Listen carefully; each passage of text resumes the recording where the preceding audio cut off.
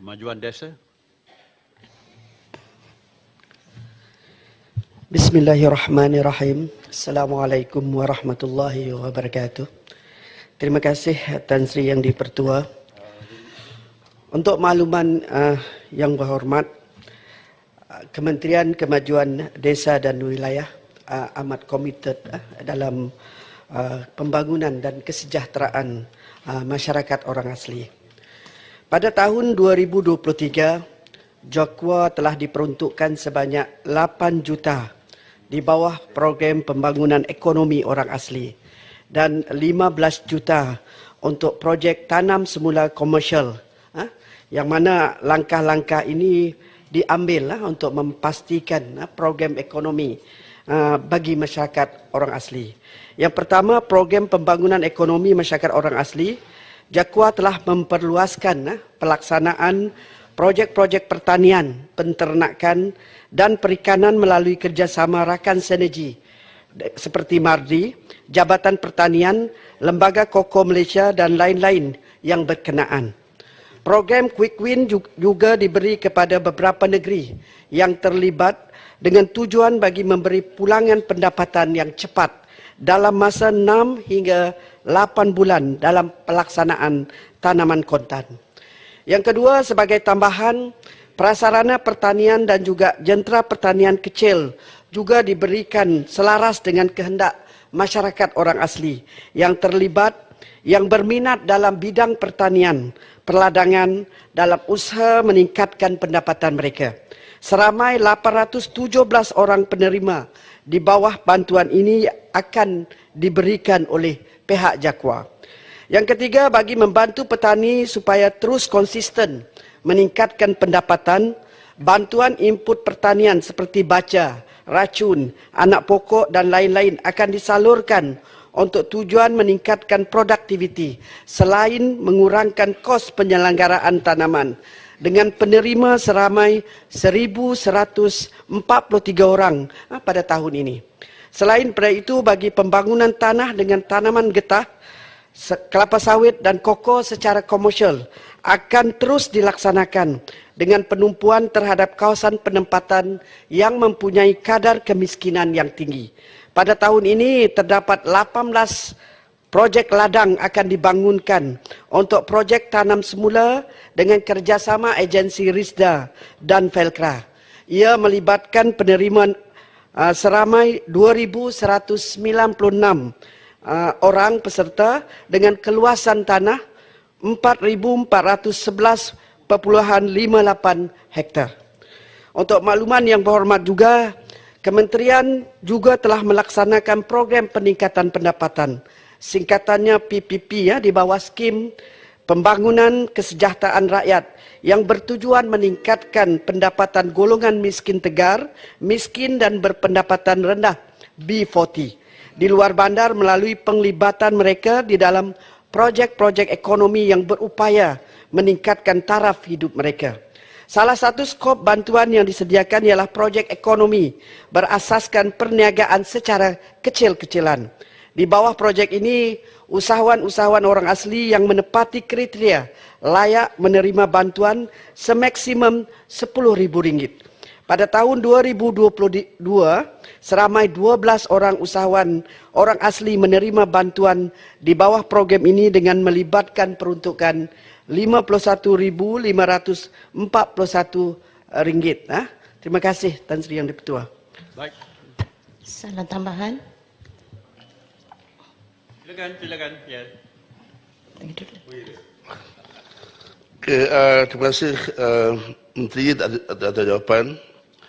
Cuma saya ingin tahu satu inisiatif yang berimpak sangat besar telah dilaksanakan pada tahun 2000, di mana pihak kerajaan telah menanam ladang-ladang sawit di kawasan tanah orang asli, dan program ini sangat berjaya sehingga sekarang banyak orang asli telah bergantung harap pada projek tersebut. Cumanya akhir-akhir ini program tersebut tidak berapa menjadi, di mana pengurusannya telah agak kurang baik. Jadi soalan teman saya ialah, setujukah kerajaan membenarkan ladang-ladang tersebut diusahakan oleh orang kampung sendiri bagi memastikan mereka terlibat sendiri untuk menaikkan ekonomi mereka dan mungkin mendapat pulangan atau pendapatan yang lebih baik. Terima kasih.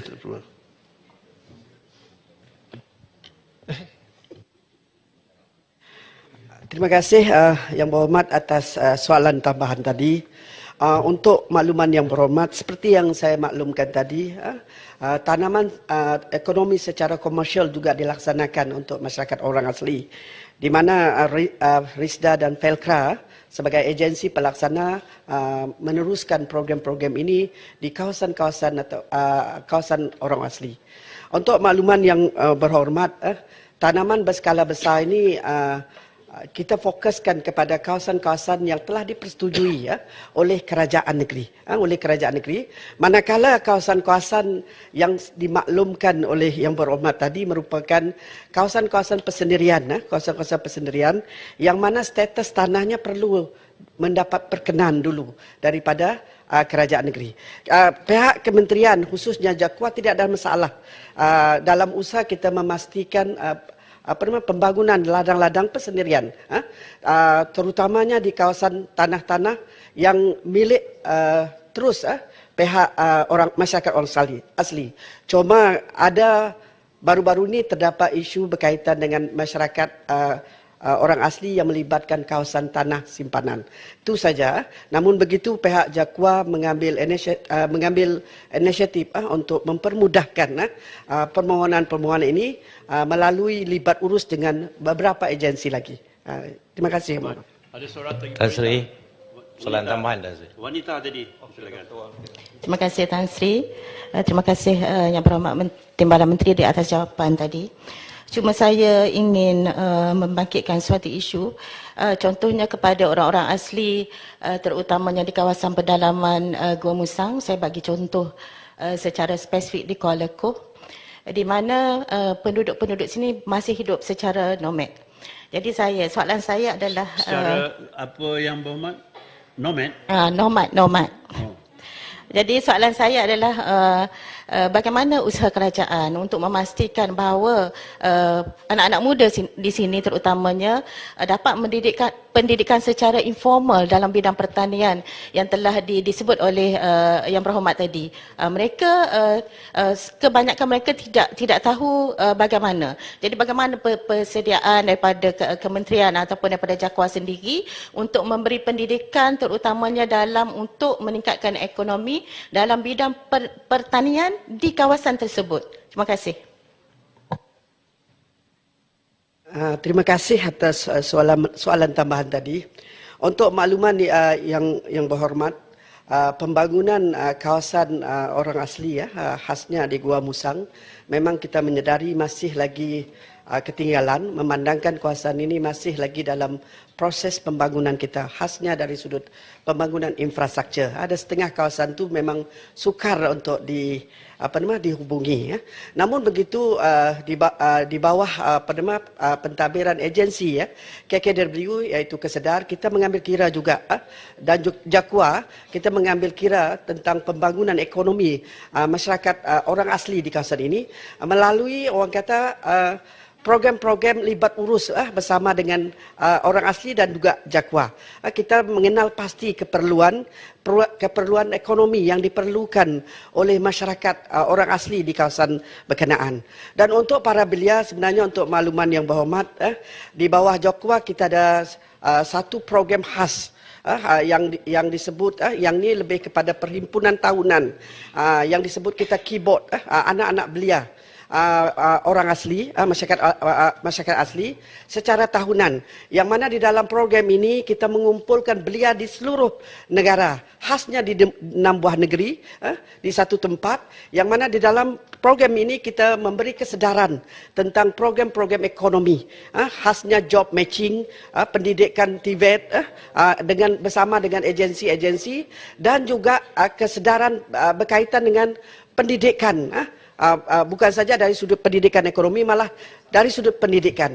Melalui program inilah kita telah berjaya orang kata memastikan peningkatan orang kata peluang-peluang ekonomi masyarakat orang asli, khususnya para belia. Setakat ini setiap tahun kita melahirkan lebih 300 orang belia dalam program-program ekonomi di bawah JAKWA. Terima kasih, Datuk Seri. Bagus. Soalan tambahan, Tan Sri. Yang nomad tadi tak payah jawab ya. Oh tak apa, saya cungkil sikit je. Ada satu, silakan ya. Terima kasih Tan Sri Yang di-Pertua. Bila sebut soalan miskin tegar ini Tan Sri, dia miskin, tegar bukan saya miskin tapi miskin tegar. Dan kita tahu tadi Timbalan Menteri ada sebut TSK, tanam semula komersial, iaitu tanah orang asli yang diusahakan oleh Felkra dan juga Risda. Jadi soalan saya, di Kementerian Ekonomi yang Timbalan Menteri ada dipanggil inisiatif pendapatan rakyat. Adakah kementerian bekerjasama dengan Kementerian Ekonomi untuk memajukan tanah-tanah orang asli ini yang lebih 20,000 hektar ini yang kurang memberi manfaat kepada masyarakat orang asli dan juga mungkin boleh mengurangkan miskin tegar tadi. Itu soalan saya. Terima kasih Tan Sri. Terima kasih Yang Berhormat atas soalan tambahan. Untuk makluman Yang Berhormat, kita memang sedang dalam usaha membuat libat urus dengan kementerian-kementerian lain. Dalam usaha kita memastikan orang kata program-program ekonomi Kementerian KKW ini tak terpinggir. Kita nak dalam satu pembangunan yang lebih bersepadu.